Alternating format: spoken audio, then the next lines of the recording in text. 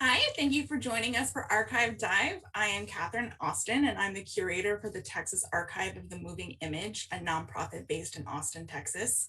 Over the last 12 years, our organization has partnered with the Office of the Governor's Texas Film Commission to bring old films and videotapes back to life.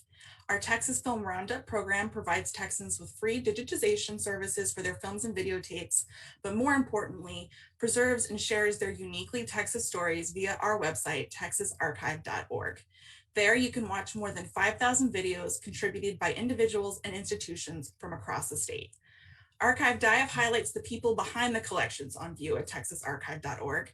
With support from the Society of Southwest Archivists, we will be chatting with contributors about their materials and discovering more information about those moving images and the Texans that made them. Tonight, however, will be a little different. To celebrate the 50th anniversary of the Texas Film Commission, we will be watching footage showcasing Texas film and television production with special guest Tom Copeland. Tom worked in freelance film production for several years before joining the Texas Film Commission in 1983 as a location scout. He served as the agency's director from 1995 to 2005, attracting numerous projects to the state, including Selena, Miss Congeniality, and The Day After Tomorrow. Tom is now a professor at Texas State University. We are talking to Tom live via Zoom. Hello, Tom. How are you doing today? I'm fine. Thank you, Catherine. Great to be here. I know you're actually in the office at my I'm desk. actually in the Well, office. I'm at home. It's a switch. We've switched places here. But okay, to get started, in a single sentence, like what is your elevator pitch for what the Texas Film Commission does? Because I imagine a lot of people don't quite understand what it does. That's great because yes, even though I've been doing this for a long time and then teaching, no, a lot of people have no earthly idea what it is the Film Commission does. And unless you've really worked there, you probably don't know either. But, it's an economic development driven machine. And fortunately, it's one of those sort of situations where you're bringing, I refer to them as floating factories. Because unlike any sort of other economic development, when you bring something in, it's in a particular part of the state, it's in a city or whatever it is in that particular area, takes advantage of this. But the thing about film, whether it be commercials, whether it be motion pictures, television, whatever it may be, it moves to wherever the location dictates that it has to be. So any one given day, you're in a small town, a big city, somebody's farm, somebody's ranch. So the money moves around and the economic development goes from many different places. So it's not all just about one place. Mm-hmm. But we can actually go ahead and start this evening's program with footage that comes from a Texas film production before the Texas Film Commission was around, though. This segment goes behind the scenes with John Wayne on the set of the Alamo in Brackettville. Let's roll the clip.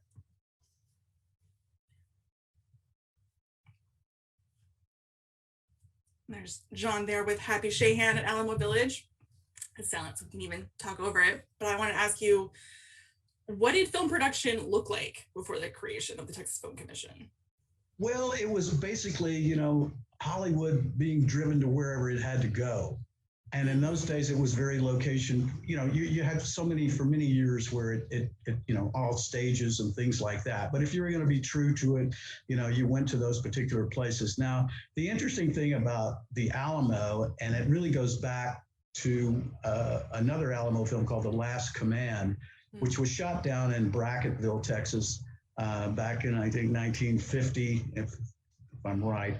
But Happy Shahan was the mayor of Brackettville, Texas. Mm-hmm. This is probably one of the more interesting characters I've ever met in my life. But Happy was a guy who was looking to put I think it was the Fort Clark, which was there, which had been decommissioned. And so it meant that the city of Brackettville was going to suffer. So he decided, you know what, let's get some movies made here.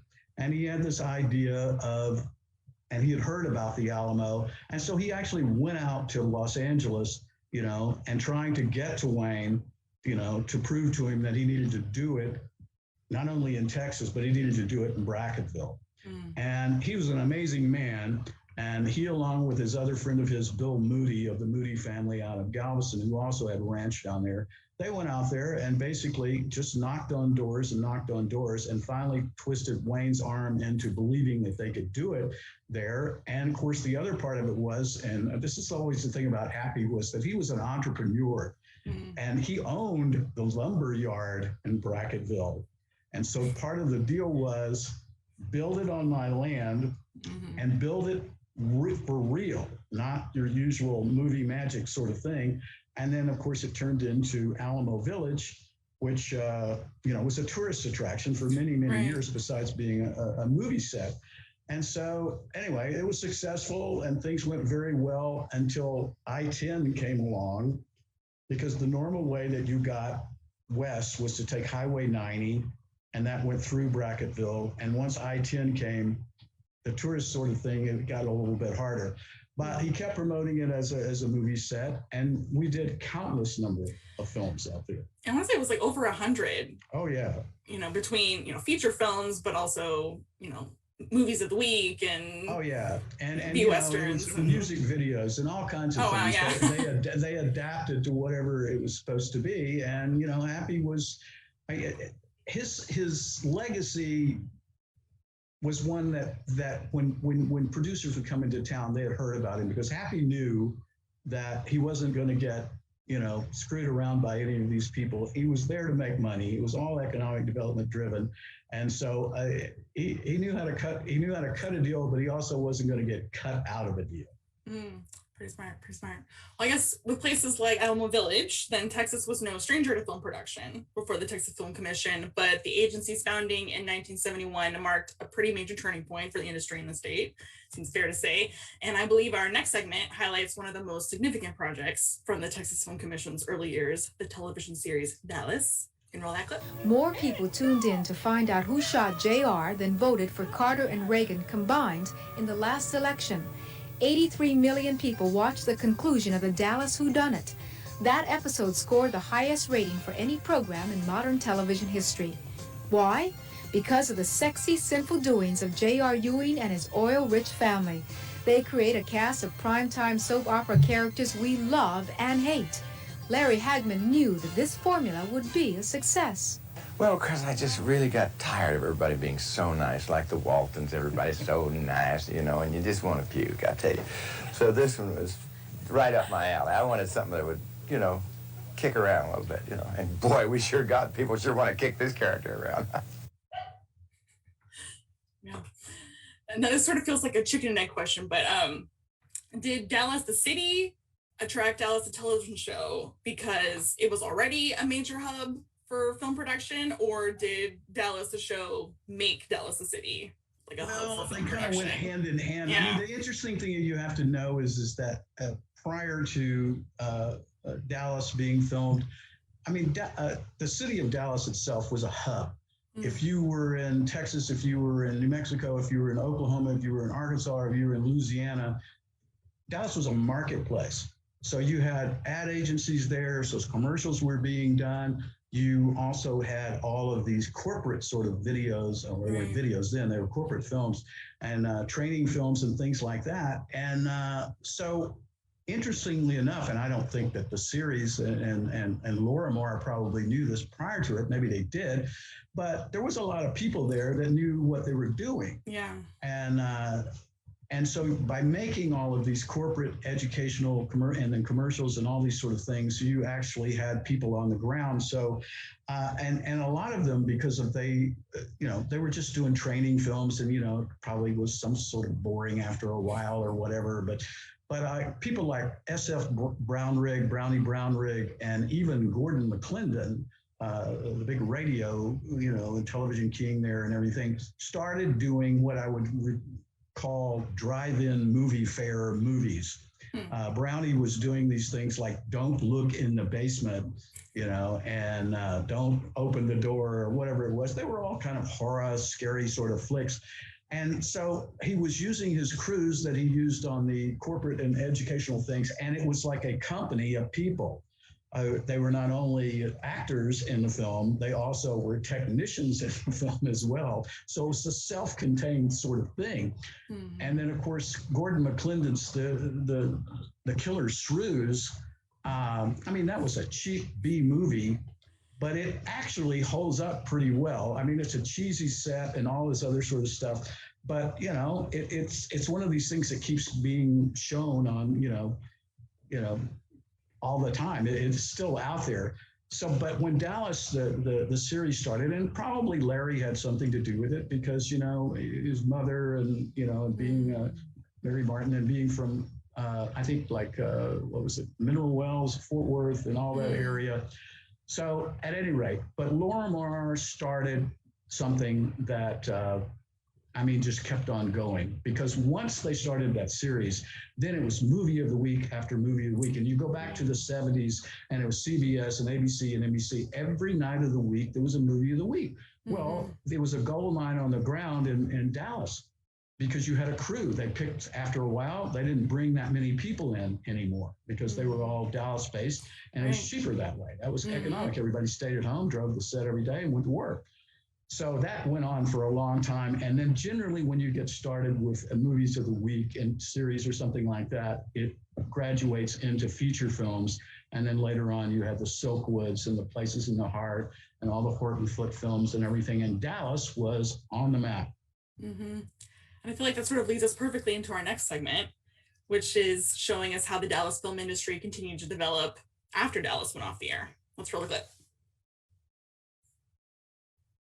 This is the studios at Las Colinas, the premier motion picture and television studios of the South, which are now open to the public for guided tours. Come visit the stages where films like Silkwood, JFK, RoboCop, and Leap of Faith were filmed. A gallery of memorabilia, such as Superman's cape and Batman's costume, and the miniature submarine from Hunt for Red October, along with hundreds of artifacts from the National Museum of Communications. Call 214-869-FILM.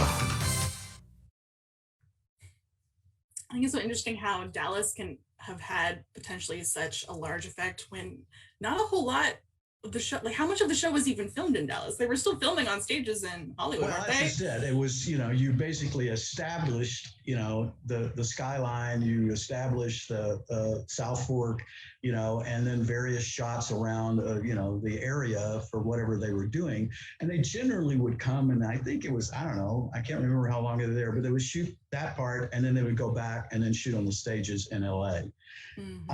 The thing about the studios, I think that's what a lot of people really believe, like, well, if we're going to have a filmmaking, we must have a studio.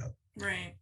Well, it's great to have them, but it's not necessarily the key in doing it because the whole thing, and then we'll talk about it in a few minutes, is the diversity and the geographics and things like that come here that make the places like Waxahachie up by there and McKinney and Denton and all these little towns and stuff around there that because you could just literally go 30 miles outside the city limits and get practically anything that you wanted. So that was part of it. So then it's just like, okay, it's a natural progression to build the studios. And they did, and it's Trammell Crow that started all of that out. And it was really, it really sounded like, this is going to be it. But what you found out after a while was that it went back to the situations of we're here because of the locations, as well as the crew and the talent and stuff that goes with it. So building something like that and keeping it open and available, sound stages are not cheap. Yeah. It costs a lot of money. And in order to keep them going, you have to keep people in them a lot of times. So they diversified and they did lots of commercials. They did a lot of music type things in there where you would have people come in who were like Eric Clapton or somebody like that who would come in and they would test out their all of their stuff and everything before they went out on the road on their big tours there at the studios. But it's still there and it's still operating. But really, ultimately down the road, if you can keep it going all the time, then the studio is a great thing to have. But as we all know, a warehouse works sometimes, some big building, whatever you have to do to adapt. And I feel like you sort of started to touch on this when talking about sort of Dallas transitioning from bringing in a crew to using a local crew. But like, I have to imagine consistent film production in an area can be like quite transformative for the area, like not only in terms of the people that are employed in the crews, but also hospitality and dining. Well, sure, it's heads and beds, and these people spend a lot of money, and the deal is that yes, they're all on a budget, and one film doesn't necessarily beget the same budget for the next film that comes along. But once again, it's spreading it around. And I think that's the interesting thing about film that not every, industry can do, is that you can move from all these different places and, have all of these people showing up to work and all that sort of stuff. But it's just, you've got lumber and you've got hardware and you've got food and you've got all of these different things that have to come around in order you're feeding.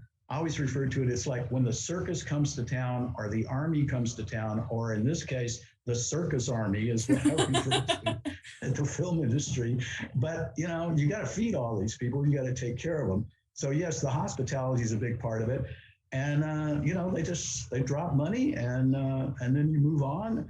And I always tell people the thing about film is that, yes, it brings in a lot of money. If there's one thing about it that you have to understand is that's sometimes the inconvenience of what happens during those situations, because closing down streets, shutting down highways, doing all of these stunts and everything that come along. And we managed to do a lot of crazy things over my 22 years there that I wouldn't have ever believed, and we'll talk about it here in a minute.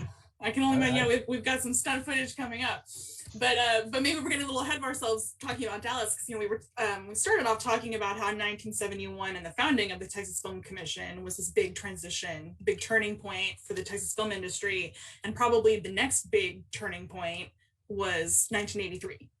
And in our next clip, we have Assistant Director Dana Shelton explaining why. Let's roll the clip.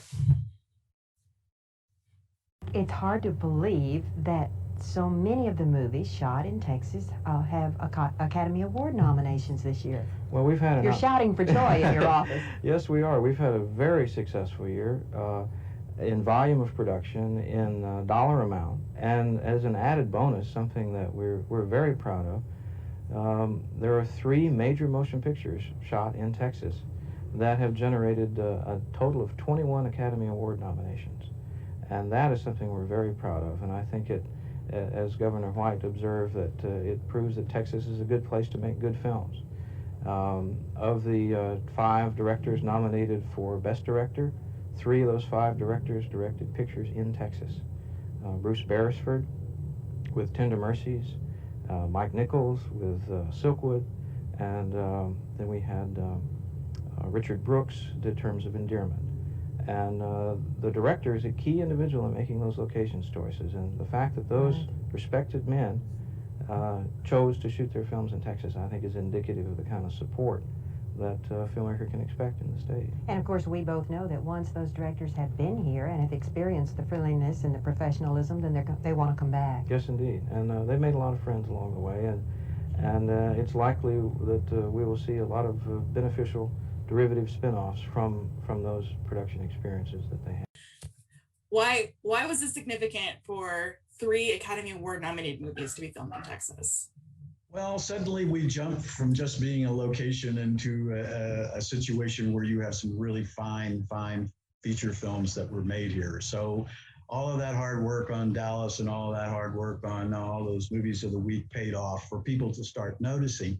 And it's indicative to the quality of, I think, of the crew and of the talent base and the support services that were there. And in the case of, say, Tender Mercies, which was a situation where, people saw that film and they loved that film, but also they loved the look of that film. And so suddenly you started getting calls from people going, where is that? I need that, not only for my show or anything like that, but I'm doing a commercial or whatever. It's 30 miles outside of Dallas. It's over in Ellis County. And so it's an easy thing to do. And then things like Terms of Endearment, you take somebody like Larry McMurtry in a book of his, and then it's adapted to film and everything. This is quality stuff. And we did any number of shows that McMurtry, wrote the books on or wrote the script on. And so same is true with Horton Foote. And so the quality just goes up. And people know that, you've got a good crew and you've got good talent basis and you've got the support to do it. So it put us on the map. And like you were saying, a studio stage is a studio stage. That could be anywhere. It could be anywhere. But, Ellis County is harder to recreate outside of Ellis County. It's true. And you don't have to go. And I think a lot of people thought that was shot maybe someplace up in the Panhandle or something like that. And it wasn't. Right. Anytime you're dealing with a show, they would love to, just walk outside the production office and the location is right there. So the ability to be able to get there and get back, that's a money saving thing. That's a budget issue. Right. This is not Giant coming to Marfa and like Well, having exactly. to build like all of the support services. Well, and they bring need. everybody in there down with them. So yeah, it's heads and beds, but at the same time, it's people who are living right there, who don't have to stay in a hotel. Mm-hmm. And as you mentioned earlier, 1983 was also a pretty pivotal year for your own career because that was the year that you joined the Texas Film Commission as a location scout. And our next segment takes us behind the scenes of your first production on the job, Fandango. Let's roll the clip.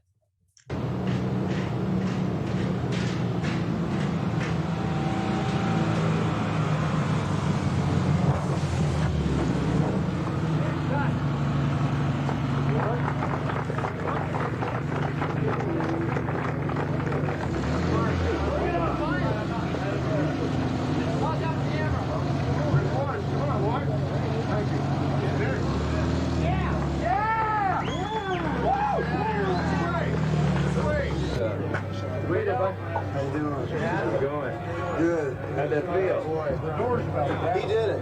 It felt great, though. I did a real good job, thanks to Reed. No problem. There's your glasses.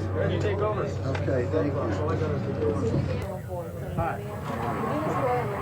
Can you give me a comment on what you feel like is going to happen in the future? In Texas? Yeah. I think it's a good place for the film industry to come. Oh yeah, it's great. That's why I wanted to come back here and do this film because I'm a native Texan and your story is about Texas, sort of coming of age story. And I love the place and it's a wonderful place to shoot. Yeah. With the studio in Dallas, they're talking about one in San Antonio. It's just talk right now. You think it's a prime place for it? Yeah, it's they've got wonderful facilities and locations are great and stuff. What they need to work on, I think, are probably monies to support production, because that's the difference between this place and LA and all. They put their money where their mouth is and they actually finance the films. And that's what Texas needs more of. I'm sorry, I have to. Thanks a lot. I like the way he leaves on that note. Yeah, exactly. But now, what exactly does a location scout do? Well, probably a big question. The first thing you do is you read that script and you determine, number one, do I want to work on this and where am I going to find this? And so the result is that you've just got to go out and start looking around. And, the interesting thing now is that, we have the ability with, Google Earth and all these sort of things to, start kind of at least kind of honing things down a little bit before you get in the car and take off. But in those days, you literally had to just drive and look. And I mean, I can't even tell you how many, probably maybe millions of miles, or at least 1 million miles that I have traveled all over the state. And I mean, you have days where you're just exasperated because you're driving and you're not finding it. And then all of a sudden, boom, there it is. But you also have to give the director as many choices as you possibly can. So my theory on that was try to get 3 or 5 or something like that, show them the worst one first and then build up. You don't want to do it the other way, because if they don't like that first one, then you're just going downhill probably the rest of the way. But it's a fascinating thing, I think, to do. Mm-hmm. And then of course there's that cold knock on the door to get inside somebody's place sometime. And the governor's card was a great way to do that. That at least got you that far. But trying to go into someone's house and basically and I think it was a lot easier back then than it probably is now, because you're just not letting anybody into your house, and you shouldn't let anybody into your house. So sometimes you had to kind of leave a note or whatever it was. But the thing is that you had to convince people, and then it's just like you're not obligated to do anything, and there's money involved in this and all this, but you can't talk about those things right then. And so it's just like, hopefully they're going to be fascinated by the whole process and let you in. And I think after doing this job, I could probably sell vacuum cleaners, but you just got to get your foot in the door. Mm-hmm. And no, in fact, And Fandango had the appeal of Kevin Costner, which has to be a selling point. Well, and that's another thing. And of course, you don't get to scout with Kevin, and you don't get to scout with people like this. But you know, I mean, if you can drop those names, but most of the time you can't really tell them a whole lot about it because they're trying to keep things. And the last thing you want to find out is that after you've been someplace, then you're in the newspaper, you know, the next day or something, because then everybody goes, a movie's coming, and then the prices just go up. Yeah, it can be challenging. Now, Fandango filmed sort of all over the state, didn't it? What was location scouting for that like? That's a fascinating thing about some of these things, because some people basically, like I say, are just trying to keep it right outside the back door if they can, because it's a money-saving situation. Yeah. But when you have a situation where the producer is going to allow you to do these things, and of course it was a road trip, and ideally, you know, you want to go to all those places, and certainly you're not going to find Big Ben right outside of Austin. It's just not there. So, you know, you're going to have to do those things. But yeah, we were looking at all kinds of different places all over the state for various locations that they were required to find on this thing to get them from, you know, what is supposed to be Austin, and it is, and that's where that was filmed, but all the way out to Big Ben. And, you know, there was that whole thing with the, you know, the airport, you know, the Payote Airport, which is out, you know, someplace out close to Monaghan's, I think. And, but then they were in Marfa, and they were in Big Ben. And I think also maybe part of that was in El Paso. It's been a long time. I was supposed to work on that film. Yeah. And the deal was, the thing at the Film Commission was that I had been approved for the job back when Clements was governor. And then he lost, White came in, and then there's the transition. And in the meanwhile, this film was coming in, and it was like, which way? And I didn't really know for sure if I was going to get the job or not, because you know, they might have said no. But at any rate, I went for the TFC job, and thankful that I did. It would have been a really interesting one to work on, I think. Yeah, we got a question. Did you ever do makeup on Jimmy Dean before becoming Texas Film Commissioner? I did makeup on practically every musician that you can possibly imagine. Really? I was the makeup artist for the first 3 years on Austin City Limits. Oh, so cool. And that transition, that came about because I came out of the theater and I couldn't get a job. And then I was kind of out of work for about, well, not out of work, but out of work in the business for about 18 months. And then this thing came up at the UT Communications Center. And it was about the time that they were getting ready to do the pilot on ACL. And my boss, who just thought it was the most terrible idea in the world, you know, a bunch of what he referred to as drunk, drug addict, rock and roll people on PBS of all things. And of course, here we are 40 some odd years later. So many years later. I mean, but that got my foot in the door. And so, yeah, I did ACL, and then ACL got me into doing commercials and things like that. I never did makeup on feature films, but it introduced me to people who were working in the business. And that's where the location thing came along, because that just really piqued my interest. And I didn't mind being a makeup artist, but I knew that's probably what was not going to be my profession in this business. But the location scouting and management, and I spent 6 years doing that. And then this job opened up, and, you know, back then there weren't that many films going on. So to have a paycheck and, you know, insurance. Yeah, insurance like helps for sure. It was a big deal. It was a big deal. So we went from makeup artist at ACL, location scout at TFC, and then in 1995 you became the director of the Texas Film Commission. Well, if you hang around long enough. Yeah. But no, I love the job, and I actually turned down the directorship, you know, a couple of times because I enjoyed what I was doing, and I'd become the assistant director, but I was in charge of production, and I really enjoyed that job a lot. So what I had seen from some of the other directors was that you're driving a desk, and that's not me. But we were able to kind of, thankfully, move things around a little bit, and I got my hands in the location thing and got other people to do all those admin stuff.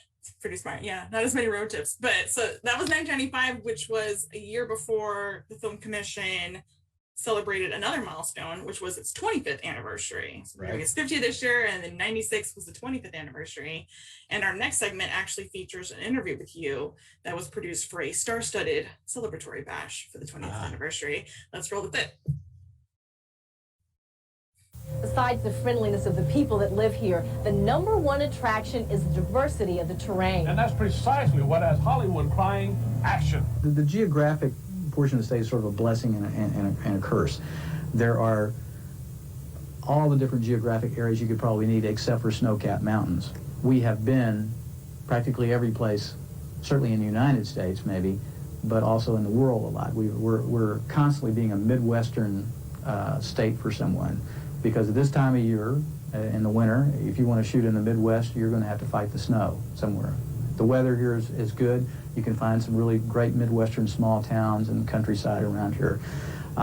We're finding that people are having a great love affair with the western part of the state right now. We have several films that have shot out in West Texas this year, and they've discovered the Alpine, Marfa, Fort Davis area, and Big Bend. That used to be a real logistic problem for people because of the distance and the problem of bringing people in there. But now a producer can call another producer who has shot there. And we've got a series of films over the last few years, Gambler 5, The Streets of Laredo, and now Dead Man's Walk, that have all shot out in that area. And it's beautiful. Also, Tommy Lee Jones' The Good Old Boys. And it's really, really scenic area, and people are discovering it, and they're seeing it, and they're wanting to see more of it. All the coastline, and it's great. And we have the whole eastern part of the state with piney woods and the high plains, and we can be a lot of different places for a lot of different people, and I think that's a huge asset. How's it feel to see yourself How does it 25 feel? years ago? How does it feel to look at yourself at 46? I believe that was a couple of chins ago, maybe. So I don't know, but that's the standard thing that we've always been, and I think that's probably the most interesting part of why this was such an easy sell to people. Because you are selling. That's what you're doing at the Film Commission. You're selling your state. You're selling your atmosphere. You're selling your crew. You're selling all of the things that go with it. But to have a product like this, and of course the only, I suppose, downside to all of this thing is that it's 265,000 square miles. Yeah, it's a big place. Back then, I think we were an office of 6. Oh, wow. So, we'll go back to that driving thing again, but that stuff out in Big Bend, I don't think there was probably a person who ever worked in the Film Commission and production deal didn't want to do those scouts, because back then when you drove away, and it was either before cell phones or certainly before they ever had any sort of transmission down in that area, the weight off your shoulder just went off because you were out in the middle of nowhere and you were looking for whatever you were looking for. But anyway, the thing about the 25th anniversary was that, we wanted to celebrate and we wanted to do something. And I always feel like that one kind of got a little out of hand for a while, but because we did it at the time. They had taken an old theater over at, I think, was it Capitol Plaza, and guy Doug Foreman had turned it into a stage, and it was called the Ranch Studios. And unfortunately, it's like I say, you gotta want to be inside to shoot, and it didn't necessarily make it. But that was an incredible night. We had done the previous night where we invited the crew. And I think I probably enjoyed that one the most because you got to really see all the people. But this thing was like, we had big bands. And, if people go to our website, they can watch the sort of whole little feature I made about it. It's like live music, all of these Texas stars coming to celebrate. It's a big to do. It was a big deal. And I remember Kevin Connor was our MC, and Kevin is a DJ, and Kale, I can't remember what it is now, but at any rate, I remember I had to go up and say something, and I said, and Kevin came up and he goes, "It's like standing in a hurricane." And it was just, I don't think anybody heard a word I said or anybody else said that night, but those bands were fantastic, and it was a big deal. It was a big splash, and we had a lot of fun, and it was successful. So. Yeah. So by the 1990s, more and more productions are coming to Texas to film, and not just in major cities like Dallas, but all over the state. And our next segment highlights a para project shot in Luck, Texas. Let's roll the clip. Now, how does Willie Nelson get his own Western town? Well, several years ago, I did an album first called the Red-Headed Stranger album, and I always wanted it to be a movie. So one day I had a chance to make a movie out of it. So I built this town, and we shot it here. Well, there's a lot of people who really knew what they were doing that built this town. They aged the wood, and they did a lot of things that, you know, I wouldn't have known how to do. Were you hands-on on this project? You come out here and say, I don't think so? No, I was more or less money on, you know. We needed the church down here where the preacher, the character that I played, where he held his church services, and the bar up at the end of the street where we did all our light drinking. The Bill Whitliff rendition of Lonesome Dove, a lot of it was shot here. The Fort Smith, Arkansas was shot here. My sister and I, Bobby, she and I grew up in a church like this, and we played gospel songs all the time. We played them at home, we played them at church, and we come in here a lot and play. What's your favorite? Amazing grace, how sweet the sound that saved a wretch like me. I once was lost, but now I'm found. I was blind, but now I see. Can't go wrong going out on some Willie Nelson singing gospel tunes. But I sort of also like this bookend where we have Alamo Village and Brackettville, and then now we have Luck in Central Texas as being these sort of Western movie sets. Well, it was good. It was good luck. Yeah. Definitely good luck. As Willie said, he was sort of the money part of that whole thing, but it was built and designed by a local production designer, Carrie White. And we really owe Carrie a great deal of thanks, because it actually, a Red-Headed Stranger and Bill Whitliff being the other there also was, and God bless him. You know, there weren't any of these Western towns anywhere, with the exception of Brackettville, and it was such a long way. It's like 150 miles. And so when we got ready to do Lonesome Dove, I talked to Bill and I said, okay, what can we help you with? And he says, we've got to keep this entire film out of New Mexico. And what was happening was, as you know, we don't have the snow-capped mountains. I think I mentioned that earlier. So, but the deal is that they were going to have to go somewhere to do that. And really, I suppose if you were doing this today, the whole thing probably would have done in New Mexico because of the incentive type stuff. But so we had to come up with some sort of plan in order to find all of these other locations. And the big part of it was the beginning of it, the Hat Creek outfit on the Rio Grande.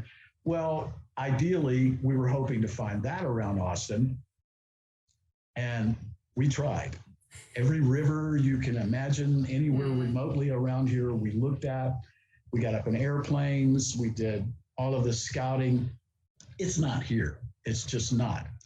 And I knew where it was, and we go back to Happy and Bill Moody and Bill Moody's ranch. So Rancho Rio Grande is about, 10 or 12 miles outside of Del Rio. 55,000 acres on the Rio Grande. Oh, wow. And so that was the place to look. But if we were going to do that, you're going to have to move a company. And the idea is not to move the company anymore than you have to. It's very expensive to do that. So what we needed was to find as many locations around Del Rio as we could in order to make that justify the money situation. So you got Alamo Village, which played for San Antonio, as it did originally, and you had the old Alamo facade and everything there. It was that was great. But once we got on Bill's ranch, and I knew it, but I didn't know it all that well, we found multiple locations. I mean, you drive through that area there, and everything looks the same. It's all brush country. But you got in his ranch. He had 2 creeks on there. We were able to use the one creek, Pinto Creek, and he had a dam on it so you could back it up, and it looked like one of the river crossings. So the thing about the Rio Grande is you go across, of course, you're in Mexico, right? And so you can only go halfway. Well, you can do that, but you're going to have permissions and all these other things. And generally what happens is then the Mexican film people are going to get involved in it. Mm-hmm. And so anyway, that made it possible for us to do some of those scenes. But when we found that spot for Lonesome Dove, where Hat Creek outfit is, I mean, it was just sort of like, you know, bring up the music. You know, it was just, this is it. This is, because the river bends right there and you had the cliff and all that. And, you know, and then Carrie starts sketching and that sold it. I just sold it. And then we come back to Luck and that becomes Fort Smith, Arkansas. And then we found the whole river scene, the riverboat scenes was done on, you know, Town Lake and over near the dam. And then we found stuff like the buffalo hunter scenes, which is right over just off I-35 from Buda. And all of these things just fell into place. And that basically, once you put these things together, the production manager, Dick Gallagly, who I know he was using Bill's, you know, pressure to basically make all this work. And it happened. And that was an amazing thing to work on. Yeah. That was probably one of my favorites. I feel like sort of what you're getting at too is that, you know, while we all think of Austin as this hub for film production now, that wasn't really the case at the time. No. So how do projects like Lonesome Dove help make Austin this desired location now with film crews? And what you had there was sort of a crew that was I mean, there were people from Hollywood and there were people from other countries and things like that, but it was sort of a Dallas, Austin based crew. And the thing about it is, and this is the important thing, Carrie White, and there was any number of John Frick, John Hugh, all of these art directors and things like that. What Austin's crew base really came out of the art department. That's what put us on the map, because with the Red-Headed Stranger and then Lonesome Dove, people saw that. And so then there were a couple other little movies that showed up, and there were little TV things that nobody's ever heard of, you know, where you had a producer and stuff who was willing to take the chance on doing that. So I think I mentioned it earlier.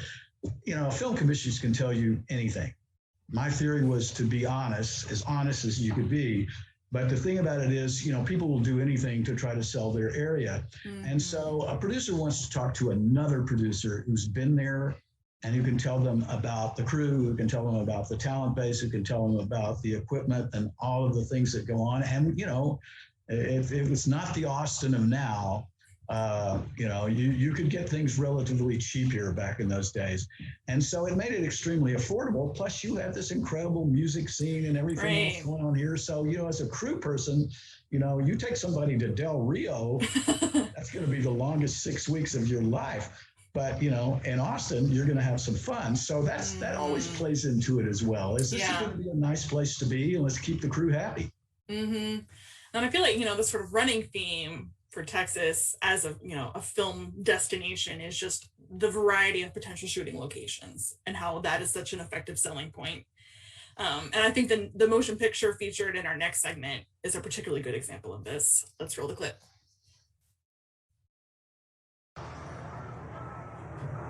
Could be a long night. We'll be back with all the Ranger baseball action for you after this action from the new film Courage Under Fire.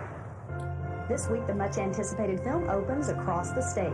As you probably know by now, the story stars Denzel Washington investigating a Gulf War hero played by Meg Ryan.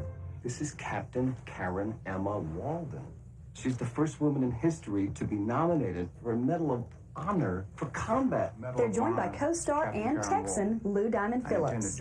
In the process of his investigation, it becomes somewhat of a murder mystery. Don't lie to me, soldier. Don't lie to me. In the war sequences, West Texas passes for the Middle East. For 8 weeks, cast and crew braved the desert elements, including a tornado that destroyed the set. Worse than the weather, however, was getting word that the Department of Defense withdrew its cooperation for the project. We were forced to go out and bring in equipment from far corners of the earth. Our tanks, for example, which are made to look like Abrams tanks, actually came from Australia. Director Ed Zwick would not let these obstacles stand in his way. Ed had a sense of passion about this project from the beginning.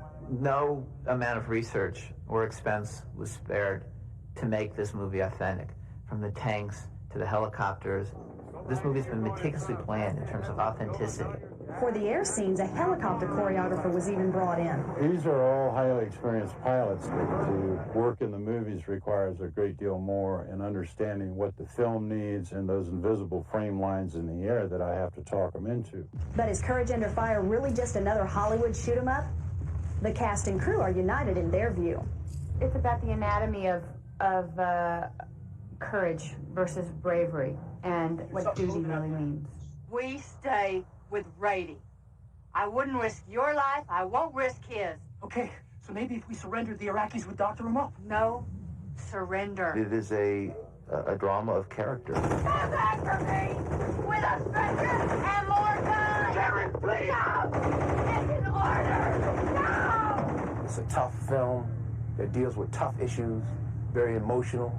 Whether you like action or drama, Courage Under Fire is one movie not to be missed. I'm in this army or not.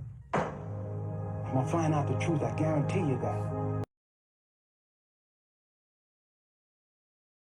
Which was just to find a place in Texas that looked like Fort Benning, Georgia. And you found that.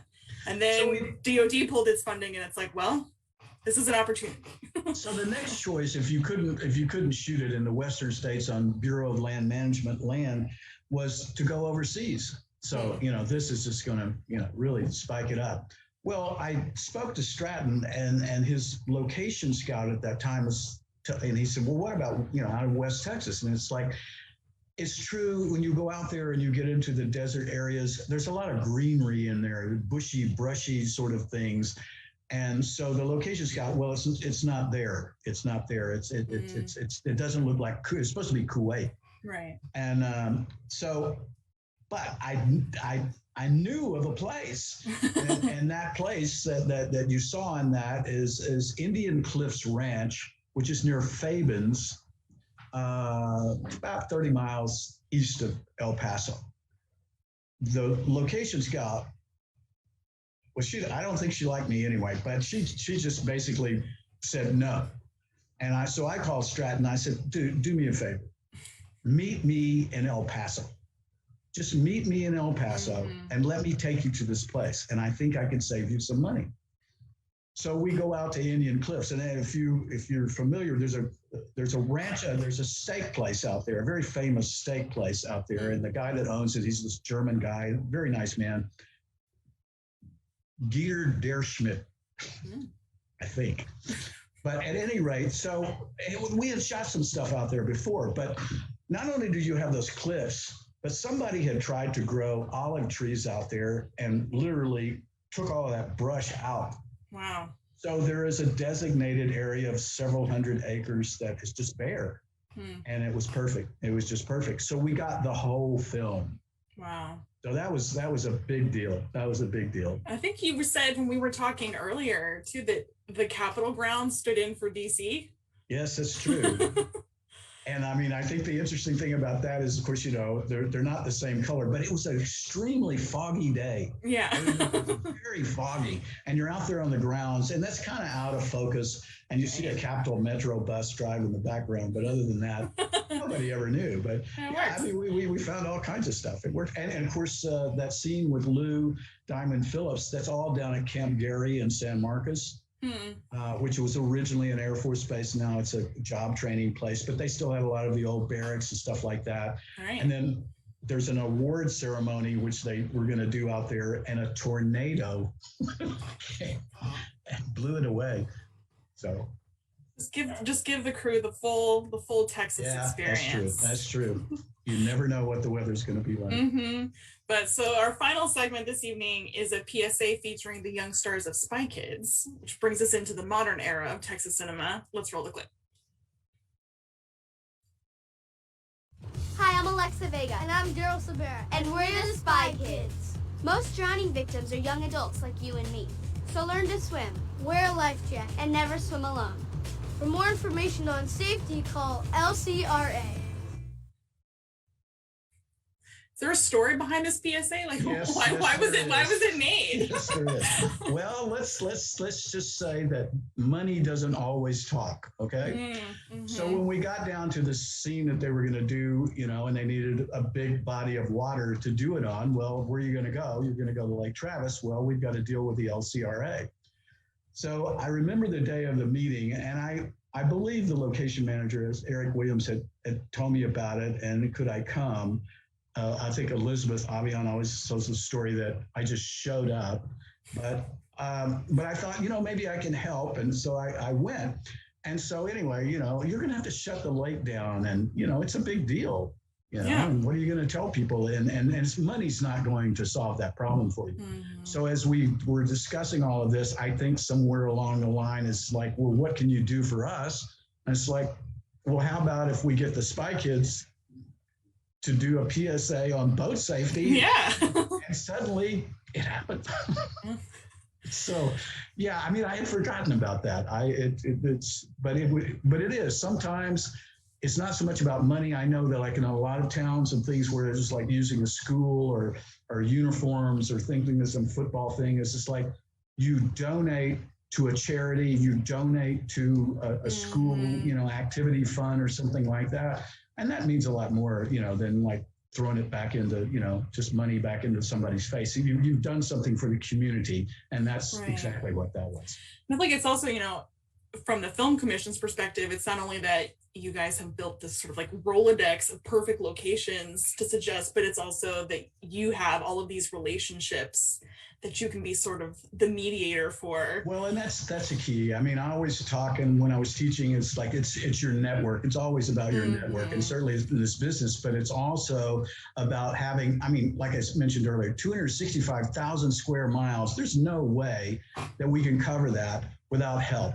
And of course, they have a wonderful program there called Film Friendly, where you have people and they've taught them how to take the right pictures and where to go and all this. Just document all this sort of stuff, because you're talking to a producer and they're going, well, how far is it from Austin to El Paso? Yeah, it's a while. And so, you want an answer and they always have to have it yesterday or whatever it is. Well, you've got people you can call.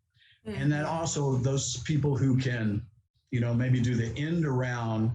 As I always say, you don't ever want to get a no in this business, because if you get a no, then you got to get help. And so you've got people who can introduce you to somebody, and kind of cut through the red tape a little bit to make something happen. So the fact that you know these people and you've worked with these people, and that was what it was with LCRA. We've worked with them many, many times. They've done many, many amazing things for us.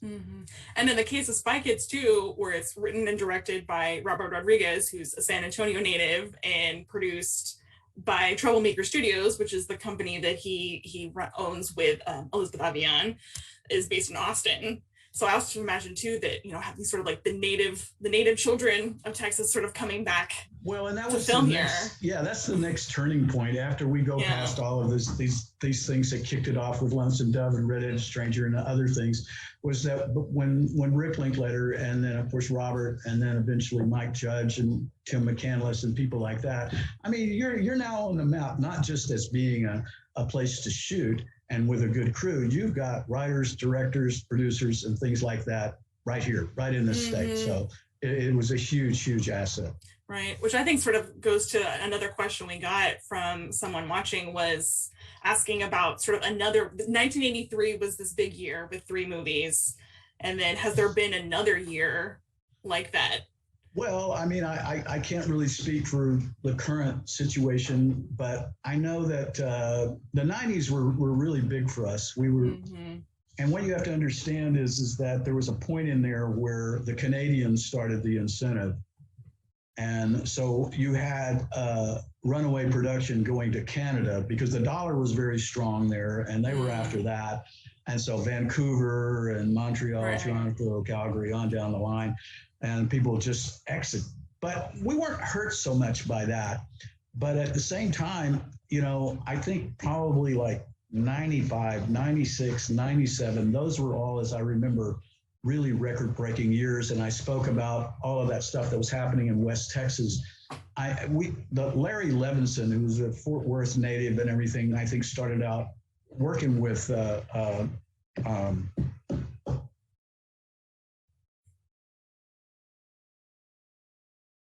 gambler. What's his name? The musician. Chris Christopherson? No.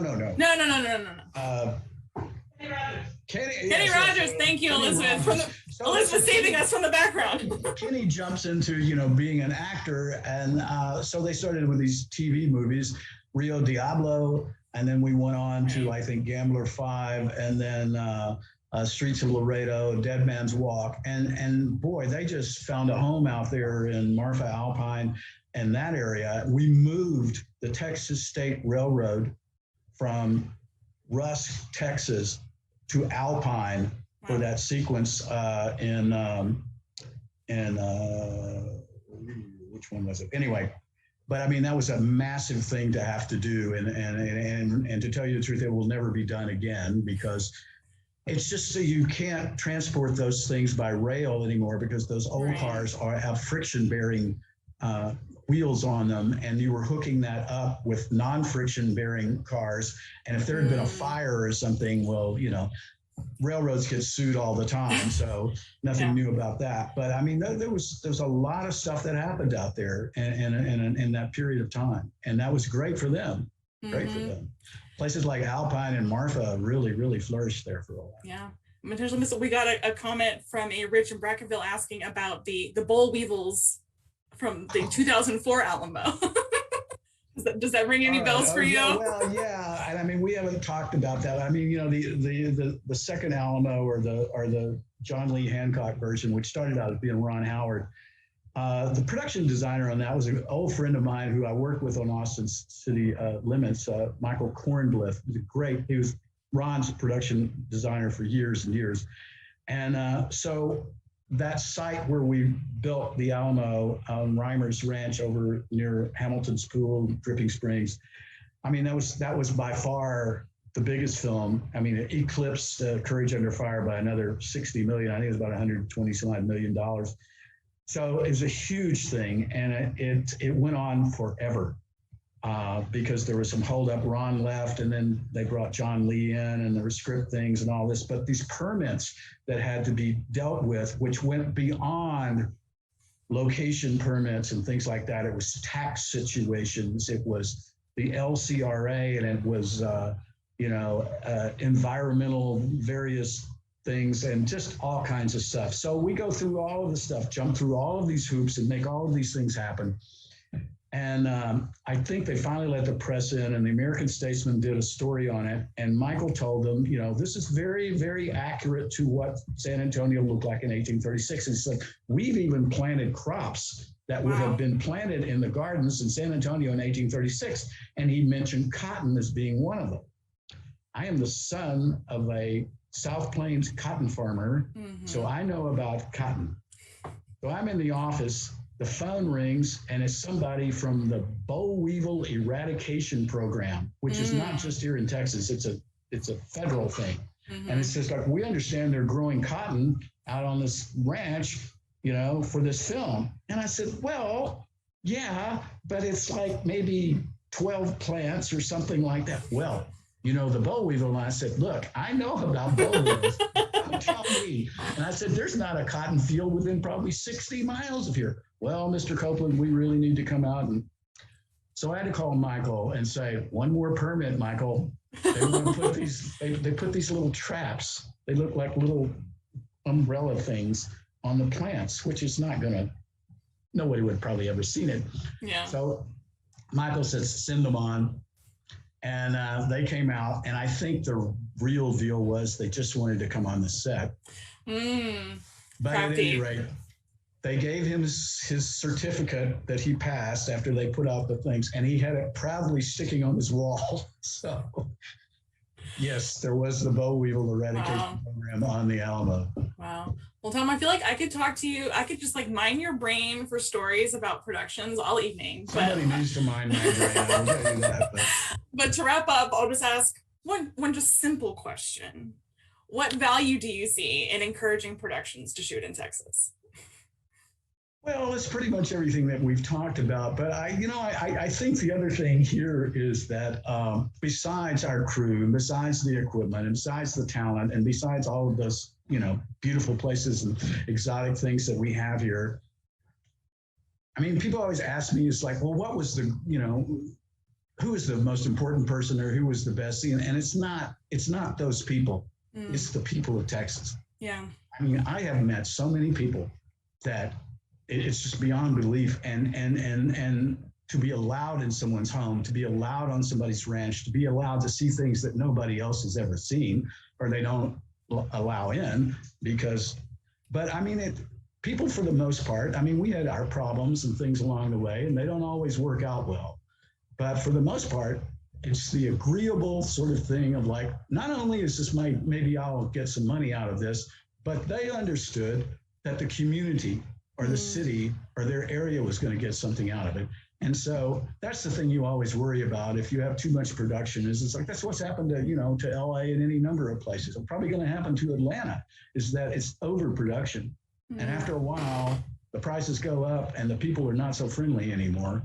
But I think on a whole, here in this state, there's a reason why the motto is we're the friendly state. Yeah. And I can honestly say, other than the one time of having a gun pointed at me, everybody was pretty nice. Oh, wow. I mean, I guess when across the entire state of Texas for as long as you were doing this work is not a bad number there, Tom. No. But and I'm alive. Yeah. Thankfully you survived. But well, thank you so much, Tom. Tammy is so grateful for his longstanding partnership with the Texas Film Commission, and getting to talk with you tonight about your decades of experience in the Texas film industry was really an extra special treat. I also want to shout out the contributors who shared the videos that we enjoyed tonight: Gordon Wilkeson, the Terrell Historical Library, Fred Miller, the Texas Film Commission, and the LCRA Corporate Archives. And thank the Society of Southwest Archivists for their support in making Archive Dive possible. And thank you for everyone for sticking around through some technical difficulties. If you want to watch more videos related to the Texas film industry, be sure to check out Tammy's web exhibit, Starring the Lone Star State, at starringthelonestar.state.com. And I will say to the audience that if you enjoy learning about these films, please consider sending us at Tammy a tip. We take donations at texasarchive.org/support-us, or you can text Texas Archive to 44321. Thank you so much, Tom. This was so much fun. Thank you, Catherine. It was a pleasure.